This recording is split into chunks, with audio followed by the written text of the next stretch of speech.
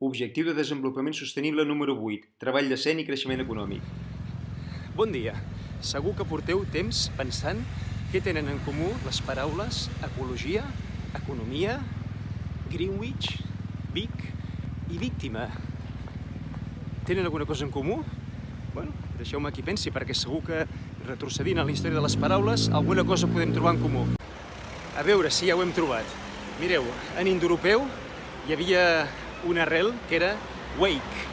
Wake volia dir separar, posar de banda, triar, i això va voler dir també, va evolucionar cap a separar una cosa perquè tenia un valor sagrat i, per tant, perquè s'havia de fer un sacrifici.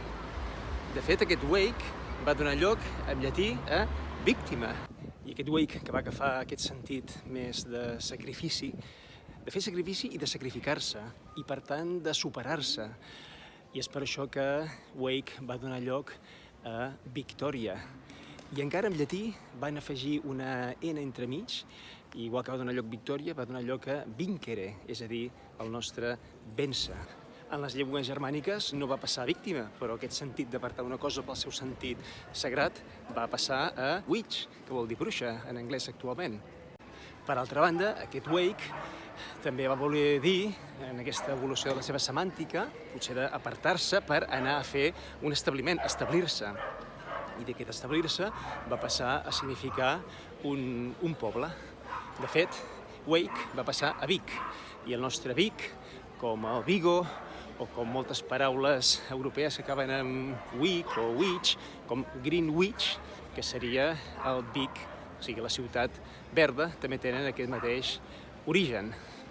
I els grecs també van agafar aquest wake, que volia dir establiment, i per ells va passar a voler dir casa, amb la forma no de wake, sinó de woik, i de woik a woikos, i com que van perdre aquesta B inicial, va passar a oikos. I d'aquest oikos, doncs, el llatí i després finalment a l'alemany eco, que és el que ens ha arribat en la forma d'ecologia, economia, l'ecologia com l'estudi de la casa comuna, que és la natura, i l'economia com la manera de gestionar les coses de la casa. L'economia és això d'aquí. Fixeu-vos, per tant, que si en grec no haguessin perdut aquesta B baixa inicial, d'alguna manera avui dia no diríem economia, sinó beconomia. Potser lligaríem l'economia del bé comú i no diríem ecologia, sinó becologia. I potser el signe aquest, que avui dia és de victòria, també seria el signe d'eco, que no seria eco, sinó veco. Em podeu seguir a Responsabilitat Global. Gràcies!